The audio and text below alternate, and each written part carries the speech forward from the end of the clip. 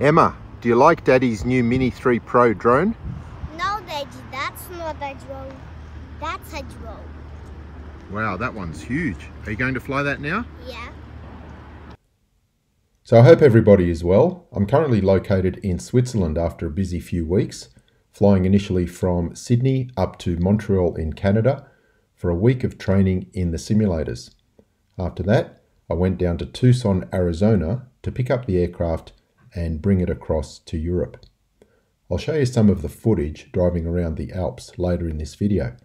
But first, I wanted to share some clips taken from the cockpit of the aircraft through the head-up display during the trip in December from Australia to the USA, and also recently crossing the North Atlantic, because we see the moon and the sun clearly below horizontal, and this is a real-world observation that proves the Earth cannot be flat. So here is the first observation taken in December while crossing the Pacific en route to the USA. We saw a moonrise almost directly in front of the aircraft. Just to refresh your memory on the symbology in the head-up display, this line here is called the HUD horizon line. It represents horizontal.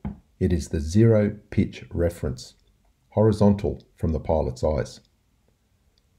This indication here is 5 degrees above horizontal, and this one is 5 degrees below horizontal. Now, as the moon came up, you can clearly see that it is below horizontal. Now, on a flat Earth, that would only be possible if the moon was at a lower altitude than the aircraft. We're maintaining a constant 44,000 feet, and the moon is visible below horizontal. That's impossible on a flat Earth. I'll play a short clip.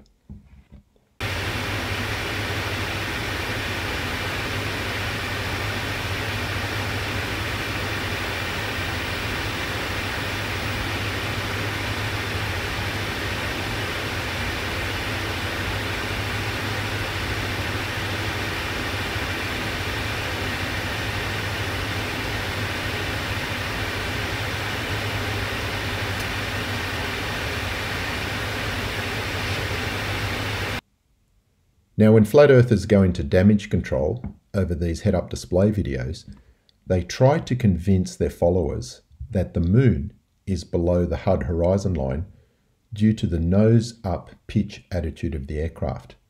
But that's not how this instrument works. The nose-up pitch of the aircraft is being indicated by this watermark. You can see that the nose is pitched up more than 2.5 degrees above horizontal. This symbol here represents the nose-up pitch attitude. This line here is true horizontal. The moon is below horizontal, and that's game over for flat Earth. And we can prove this point nicely when the aircraft is descending. The nose attitude is below horizontal. The flight path is below horizontal, and yet the HUD horizon line is still clearly above the Earth's horizon. In this clip, we are descending at 2,000 feet per minute into an airport in Colorado.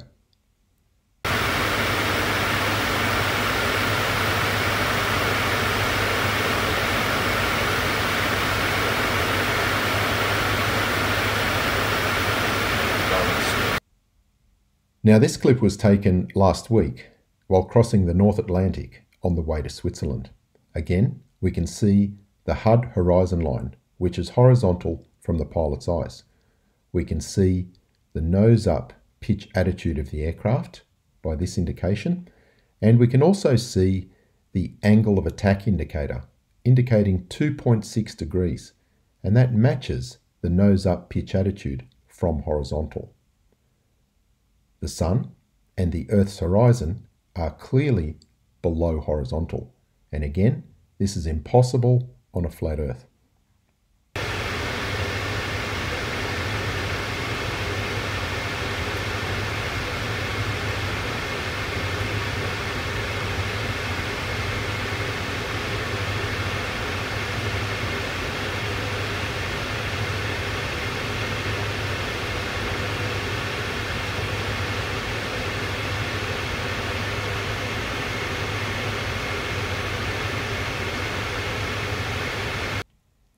Now this clip was taken a few minutes earlier before the sun appeared because I wanted to show you the orientation of the illuminated portion of the moon.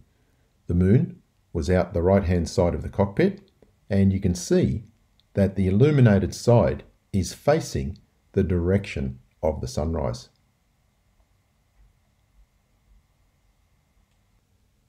So once again, we have a real-world observation that confirms the Earth cannot be flat.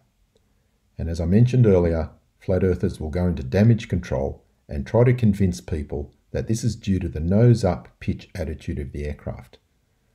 But this indication here is showing you the nose-up pitch attitude, the pitch up from horizontal. This line represents zero pitch, which is horizontal, and the Earth's horizon and the sun, when it first rose, are well below horizontal. That is something you just would not see if the Earth was flat. Pretty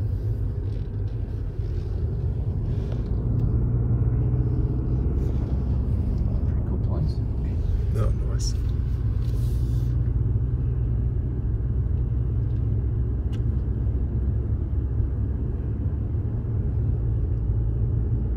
Hospital Aircraft up there, look at that.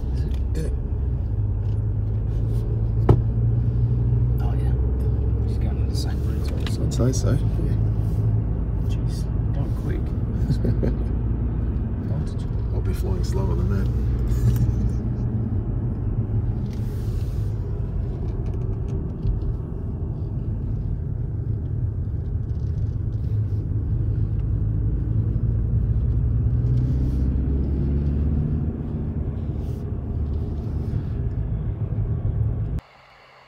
So I just wanted to say thank you for all the kind comments asking about Emma. She's doing great. She's now 5, going on 15, and is already an accomplished drone pilot who can operate any of my larger drones single-handedly and without assistance. She wants to be a police helicopter pilot when she grows up, so in January we paid a visit to my old work, the New South Wales Police Air Wing, and she had the opportunity to meet some real police pilots and sit in a police helicopter. She was a bit starstruck by all the men in uniform, but otherwise had a great time. What are you doing, Emma? You're flying the helicopter? Yes. You're going to go and catch some bad guys? Yes. Sounds good to me.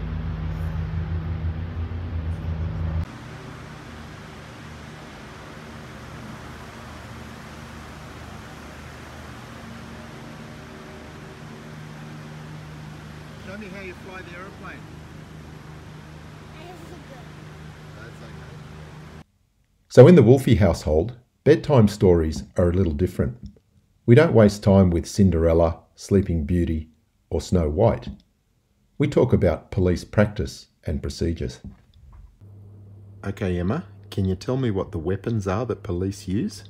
And the crimes. And the crimes, but the weapons first. Handcuffs, gun,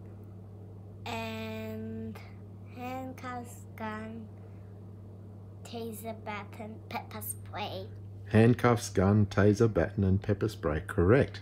Now, what about the crimes? What crimes do we have? Malicious damage, assault, stealing, robbery. That's right. Malicious damage, assault, stealing, and robbery. Okay, so... And what is the fifth one again? Fraud. Fraud. Yeah, fraud. Now, what about if I have a gun and I point it at somebody and I ask them for their money? What's that crime? Robbery. Correct. What about if I get a stick and I break somebody's window? Malicious damage. Malicious damage, correct. What about if I go into a shop and I take some biscuits and I go out without paying?